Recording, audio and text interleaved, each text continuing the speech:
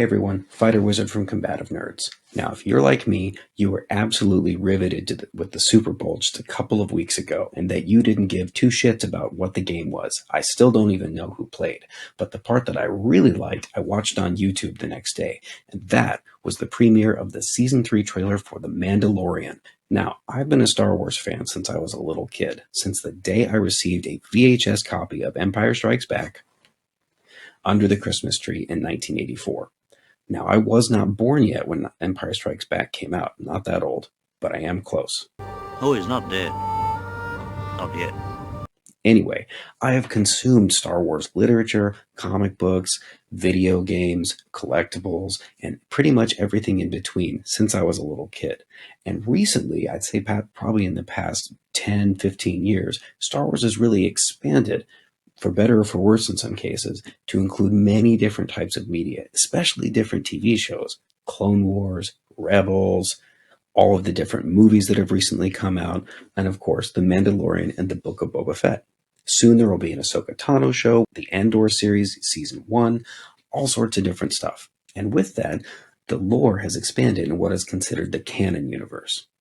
Now, I realize that not everybody has that same deep love of Star Wars, or maybe that same level of exposure that I have, or that some of you guys have. But what's really cool about the recent releases is that it brings Star Wars to a whole new fan base and gets them interested in what we love, or at least what I love, and try to bring to you. What I wanted to do was explore a little bit of the history of what a Mandalorian is, so we have a little bit more background into who Din Djarin is as a Mandalorian that might help you guys understand and enjoy the show a little bit more. Before I get into that, I have to address a few things. If you're unfamiliar with it, there is one singular event in Star Wars that defines everything that came before and everything that comes after.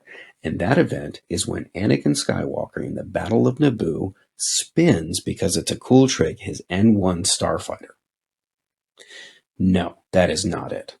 It is the Battle of Yavin, in which Luke Skywalker heroically pilots his Incom T-65 X-Wing down the equatorial trench of the Death Star 1, shoves 2 proton torpedoes into an exhaust port only 2 meters across, and sets off a catastrophic chain reaction inbuilt by the fantastic principal engineer Galen Erso.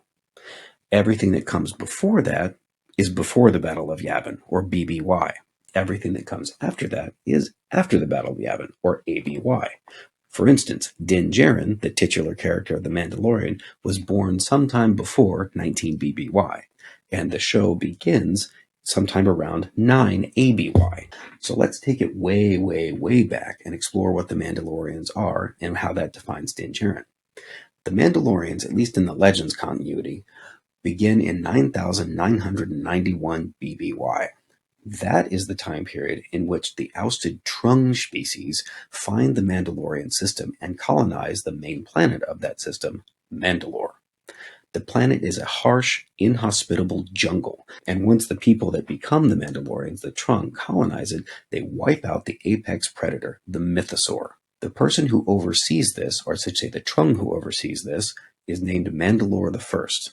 The Mandalorians expand throughout the galaxy, and they've played pretty much all the parts in that galactic history. Now, they are warlike, so this includes conquerors, liberators, subjugators, destroyers, terrorists, Jedi allies, Jedi enemies, usually Jedi enemies, fierce defenders of the Republic, fierce conquerors of the Republic, bounty hunters, scum, villainy, mercenaries, and most recently, father figure to an unnamed species, or the daimyo of Mos Epsa. Now within that, Mandalorians can be divided into multiple clans, or I should say they divide themselves into multiple clans. Now the clans can be taken from a name like Kryze, or Fett, or Djarin, or Vizsla, but each of these clans has a political identity. The Fetts are known as ruthless bounty hunters.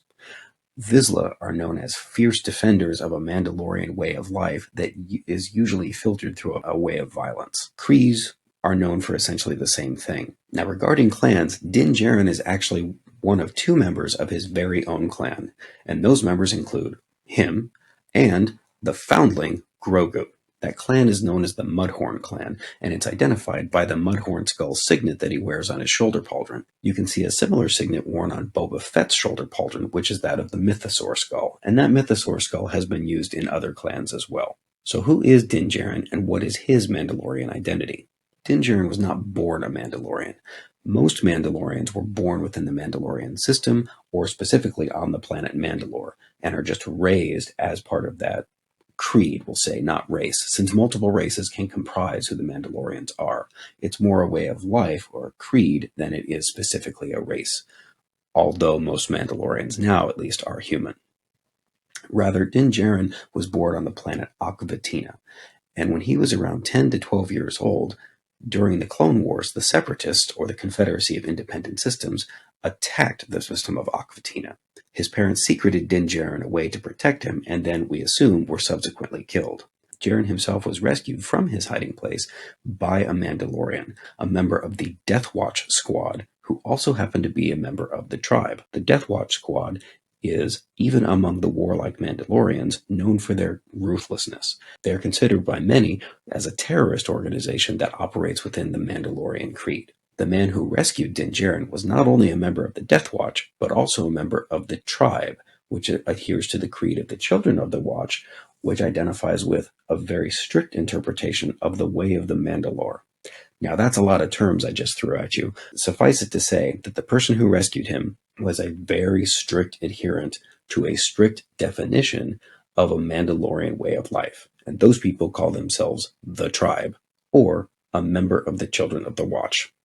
Confused yet? There's a lot of different definitions, and Mandalorian history is rife with this sort of patchwork, up and down, undulating definition of who and what a Mandalorian is. And in fact, the Mandalorians are often the fiercest debaters of who and who is not worthy of that identity. So let's fast forward. What is the tribe, and how does Din Djarin see them? Din Djarin only knows the Mandalorian way of life from the tribe. He is what is considered a foundling, a young person or young being that is found by a member of the tribe and raised in that way, raised within that sect. As I said, the tribe itself adheres to a very strict interpretation of a Mandalorian creed known as the Way of the Mandalore. And one of these tenets is that foundlings are considered the next generation and are therefore of critical importance to the continuation of that way of life. Beskar, the extremely rare and valuable metal that comprises Mandalorian armor, is often reserved for foundlings, much as we see Din Djarin do in Season 1 when he donates the Beskar that he doesn't use in his own armor to the next generation of foundlings. Now, the other tenet to which we've seen the members of the tribe adhere is that they cannot remove their helmets in the presence of another living being. But more on that later. One of the cool things that the producers of The Mandalorian, Kevin Feige and Jon Favreau, have done with this show and with the Star Wars lore in general is that because they are fans of the show, they include a lot of the things that fans like to see. Not only is the story of The Mandalorian compelling because it draws on classic themes, the Western, the lone gunslinger in a harsh environment, the growth of him personally into an emotional being through the adoption of Grogu, or in this case, a foundling. But also, they understand that fans like to see things brought back, different aspects of the Star Wars lore woven well into a story that makes sense, which is why we see cool Easter eggs, or not even Easter eggs, cool characters taken from something like Star Wars Rebels or the Clone Wars and brought into the main story of The Mandalorian. Din Djarin would not be a Mandalorian if he didn't have, just like every other Mandalorian that we ever see, enough weapons secreted away in his armor to arm a small platoon.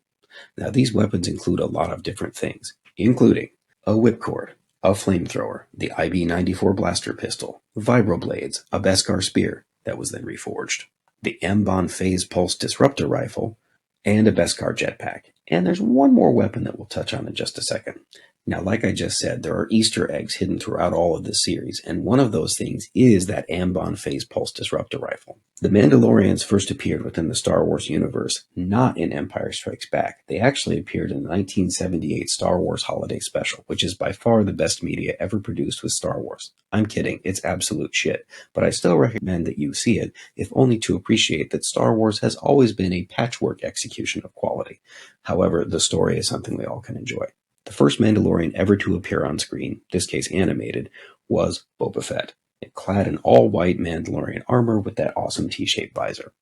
The rifle that he carries slung over his back looks very much like the Ambon Phase Pulse Disruptor rifle that Din Djarin carries, very much an Easter egg that they carry forward for us. Now, even the scene in which we see the Disruptor rifle in action, and the fact that it is a Disruptor rifle, is itself a bit of an Easter egg, because it's a callback to the Empire Strikes Back scene in which Boba Fett is on the bridge of the Star Destroyer Executor and is recruited by, among 5 other bounty hunters, Darth Vader, and Darth Vader warns Boba Fett that he's free to use any method to capture Han Solo as necessary, except no disintegrations, he wants them alive. Another cool aspect as to why the Mandalorians carry all these weapons.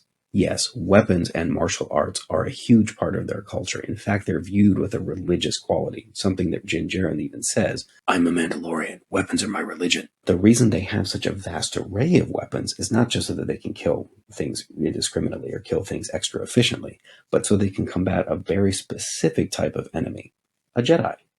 Now, Jedis are excellent at blocking blaster bolts. We've seen them do it in every form of media a Jedi ever appears in. In fact, you can do it yourself if you play them in the video games. But what are Jedi not particularly good at deflecting? Whipcords or flamethrowers. And that is exactly why Mandalorians tend to have both of those secreted away in their vambraces. The way that Mandalorians fight in groups circling with a sort of distributed weapon, all of that comes from learning how to kill Jedi in many of the galactic conflicts that they've had with them. Now, there's one weapon that I haven't touched on that Din Djarin carries, and it is dope, and it is the Darksaber. The Darksaber has a pretty rich history in and of itself. It is a lightsaber, the only lightsaber of its type, that was made in 1000 BBY by Tar Vizsla, the first and one of the only members of the Mandalorians to become a Jedi. The Darksaber itself is viewed as a mark of office of the Mandalore, the leader of the Mandalorian people. Throughout Mandalorian history, there have been many Mandalore, including Mandalore the First, Mandalore the Indomitable, Mandalore the Great, Mandalore the Reformer, and so on. If you get the title Mandalore, you probably get a badass moniker that follows it. There's usually not like Mandalore like the Ass Kisser or anything like that. Not only is it a mark of office, but also the manner of acquisition of the Darksaber is deemed as important. They are a warlike culture, so usually the acquisition of the Darksaber through single combat, or through combat in general, is viewed as the best way to acquire it. There have been other ways, such as the donation or having the Darksaber bequeathed to someone, or that carries a little bit less weight than winning it in combat.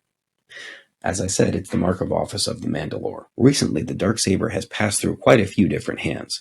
Starting in 22 BBY with the outset of the Clone Wars, the Darksaber was held by Pre Vizsla, leader of the Death Watch, a well-known ruthless Mandalorian. Pre Vizsla actually lost the Darksaber in single combat to none other than everybody's favorite bisected, double-headed lightsaber-wielding Sith Lord, Darth Maul. Darth Maul became the Mandalore during the period of the Clone Wars, but then lost that title to a woman named Bo-Katan Kryze, who we've met in the Clone Wars series, but we meet later in live action in Season 2 of The Mandalorian. Bo-Katan Kryze then loses the Darksaber to Moff Gideon after the rise of the Galactic Empire, when the Empire invades the Mandalorian system and turns that system into a sheet of glass during what's known as the Night of 1,000 Tears, when the Mandalorians are ousted from their own system and scattered across the galaxy. And as we saw in the finale of Season 2, Moff Gideon loses the Darksaber in single combat to none other than our favorite Mandalorian, the Mandalorian. The cool thing about Din Djarin's interpretation of who and who is not a Mandalorian is that he knows no other Mandalorians other than the people in the tribe. Therefore, he knows of no other interpretation of what it means to be a Mandalorian. So, when he takes the Darksaber from Moff Gideon after their duel, he does not realize that that bestows upon him the title of the Mandalore and the rank of the leader of the Mandalorian people. Now, he himself does not recognize that, and in fact, he refuses that identity and seeks to give the Darksaber to Bo-Katan almost immediately. She refuses it because she's already held the Darksaber, and she's not interested in having it given to her again, but rather either winning it the right way or winning back their planet first and foremost. The really cool thing about the Darksaber, at least that we saw in Season 2.5 of The Mandalorian, the Book of Boba Fett, is that it's one of the only times in canon Star Wars in which we see that the Darksaber is very difficult to wield. After the conclusion of Season 2, we see Din Djarin again during the Book of Boba Fett. He's resumed his bounty hunter ways now that he's parted ways with Grogu. He seeks out the covert of the tribe, which is the name the tribe gives to their own hidden base, essentially, on a space station called Glavis Ringworld. He finds it, and he meets the leader of the tribe, the Armorer. We first meet her in season 1 when she forges his Beskar armor and then lays some fucking waste to some stormtroopers in a great scene. We also meet another Mandalorian that we've seen before named Pax Vizsla. He's the hulking Mandalorian who wears the big blue armor.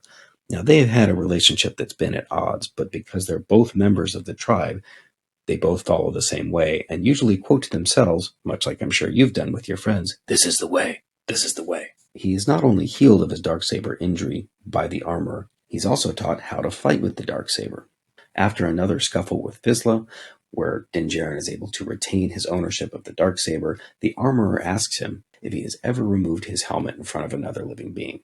Now, if you've been following The Mandalorian from Season 1 and Season 2, you know that answer is no. Just kidding. That answer is yes. The first time we see him remove his helmet in front of a being, is in the finale of Season 1 when he removes his helmet in the presence of IG-11, the assassin droid turned nanny droid. Din Djarin's Beskar armor can take quite a beating, and it can even take the full brunt of an E-Web blaster cannon blast. Unfortunately, the back of his head cannot, and when he's thrown into a wall, he suffers a mortal wound. He was moments from death when IG-11 offers to heal him with a very convenient Bacta spray. Din Djarin replies that he cannot remove his helmet in the presence of another living being, to which IG-11 replies, "I am not alive." Cute technicality, totally works for the creed of the way, and Din Djarin removes his helmet. He removes his helmet again when he's in an Imperial base and he needs to pass a facial scan, and he removes it yet again on the bridge of Moff Gideon's light cruiser when he says goodbye to Grogu. By this point, he's removed his helmet in front of 10 hours later, a lot of people. So, of course, when the armorer asks if Din Djarin has ever removed his helmet in the presence of another, he says yes. By doing so, he understands, and has understood at the time when he did it, and understands now when the armorer says that he is no longer a Mandalorian. He has committed an apostasy against their creed, and he is stripped of that identity. This is devastating to him, and there is only one way for which he may atone from this act, and that is to bathe in the living waters in the mines of Mandalore. That is the first time we've ever heard of that in Star Wars canon, and I believe in Star Wars Legends. So immediately was, oh my goodness, what's that? Oh wow, are we going to get to go to Mandalore? And the answer is apparently from the Season 3 preview, yes. They show shots of what looks like a destroyed planet, Mandalore, and he specifically mentions bathing in the living waters. In addition, there seems to be a change in Din Djarin's interpretation or understanding of what it means to carry the Darksaber. Because, as we're heard in the voiceover narration, he begins describing what it is to be a Mandalorian and how they've been scattered, and what it might mean to reforge that identity. Now that sounds very much like a leader speaking to his people, and I'm really looking forward to seeing where that goes. Now, of course, there are other things in the preview, and there are other things throughout Mandalorian history, and in the first 2.5 seasons of the show that we could talk about for hours, and I'm happy to do so. But in the interest of sanity and your time and my time, we'll probably leave it there.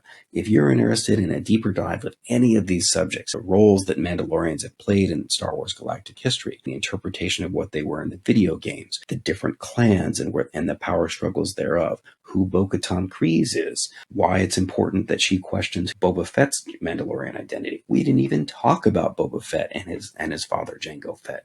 Where do they fit into the Mandalorian identity? What does he think? We didn't talk about his relationship with Din Djarin. We even barely talked about Grogu and his tiny, cute little chainmail that looks a lot like Frodo's mithril shirt. Or, if you're a fan of Arnold Schwarzenegger's movie Commando, like Bennett's quasi-leather daddy chainmail that he sports. And there's even more to talk about after that. I'll end it by just saying thank you so much for your support. We look forward to having conversations with you and sharing a lot about the pop culture, legal analysis, love of comic books, or Marvel Strike Force, Star Wars, video games that we love, and sharing it with you. Before you leave, of course, the basic YouTube stuff, please like, subscribe, and share with your friends. I would be remiss if I didn't get to thank the other two guys that I do this with, Icy-Eyed Gnome and Raider Lance. And I should probably mention that there are a lot of different resources for more Star Wars knowledge, and one of the very best ones is here on YouTube. There are 2 Star Wars channels that I really like listening to, Star Wars Theory and Star Wars Explained. Both of those guys produce top-notch videos that do excellent deep dives into all parts of Star Wars lore, bringing it to us, the fans, and really expanding it into creative directions. Thank you so much for listening, and have an awesome day.